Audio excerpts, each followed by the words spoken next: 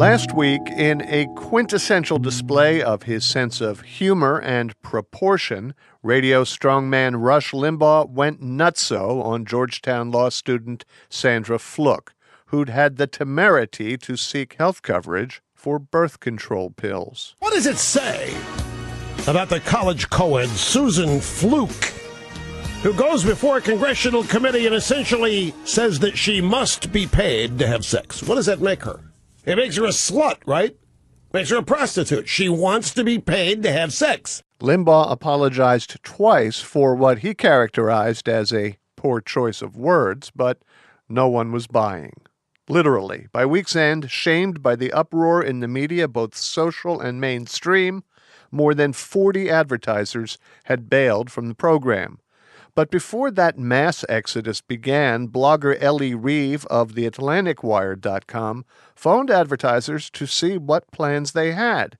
And what she found was surprising. Many of the sponsors told her they weren't sponsors at all, at least not intentionally. Netflix offered a really detailed explanation, which was the ad had accidentally been dropped in during the half-hour break where they read the news and the weather and stuff like that. Amberen, it's a weight loss supplement. They say that they're a bulk buyer of ads, that they buy remnant ads, and they have no choice over when those air. Goodwill, on the other hand, said that they had bought ads on a sister station of the radio station I listen to, WMAL in D.C., and that the ads had accidentally aired on Rush Limbaugh's show. And what about Geico, which is one of the big broadcast advertisers in the country? You heard one of their ads on his show, right? That's right. Geico said that since 2004, they have made sure not to advertise on Rush's show. But if you go and you Google it off and on, there have been the controversies over Geico advertising on Rush Limbaugh's show. It's an ongoing problem. Would it be fair to say that their explanation did not correspond with your reporting on this issue? I'll put it this way. If it's a mistake, it happens a lot. It's happened over and over and over. What have we learned through this exercise? The power of social media.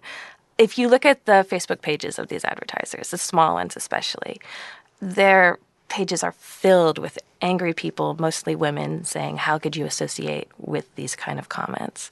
So you can understand why they responded so quickly, even after Limbaugh apologized. Here's a question for you. Does this teach you about being careful with your words? Yes, especially since I write on a blog, we write very fast. There's always a temptation to come up with something really catchy as a way to describe somebody. I will not be going with slut or prostitute, that's for sure. Probably a very good move. Thank you very much, Ellie. Thank you, Bob. Ellie Reeve blogs for theatlanticwire.com. If what advertisers told her is true, that they were accidental underwriters of Rush's rush to judgment, and brands that spend millions of dollars on radio commercials don't even know what they're buying, this suggests an obvious follow-up question. Huh? Yet Kim Vasey, director of radio ad purchases for the media-buying giant Group M Media, says the denials are quite plausible. Because if you're buying a program such as a Rush, we know exactly where that spot is running if we buy program specific. If we're just buying day part, morning, midday, afternoon, across 1,000 radio stations around the country, you may lose sight of where that may inadvertently end up.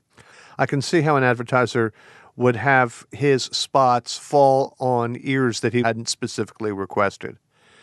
But I also know that advertisers care deeply about what they call the editorial environment. Advertisers who might advertise, for example, in People magazine might not want to advertise an outlaw biker.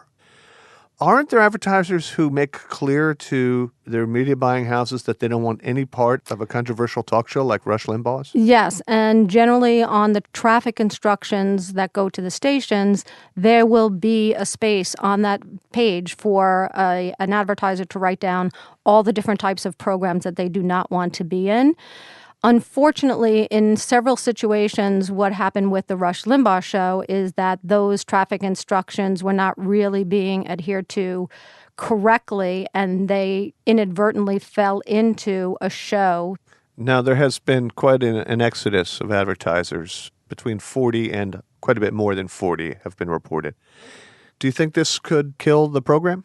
It's happened before. There's been situations with Rush specifically before. There's been situations with other talk show personalities like Michael Savage, Dr. Laura over time.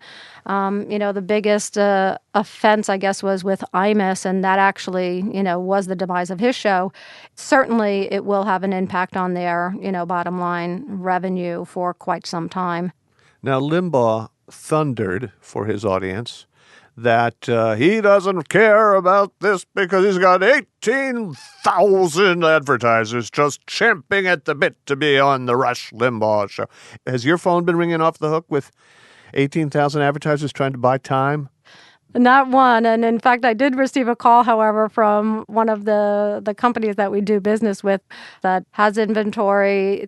Could you reproduce for me the sort of tone of voice? Hey, Kim, this probably doesn't come as a big surprise to you, but in case you do have any advertisers out there, I have plenty of spots to sell you if you want to have a great deal on inventory. Fire sale, everything must go?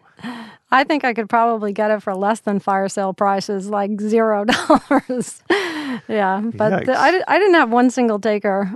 All right, Kim. Thank you so much. You're welcome. Kim Vasey is Managing Partner and Director of Radio at Group M.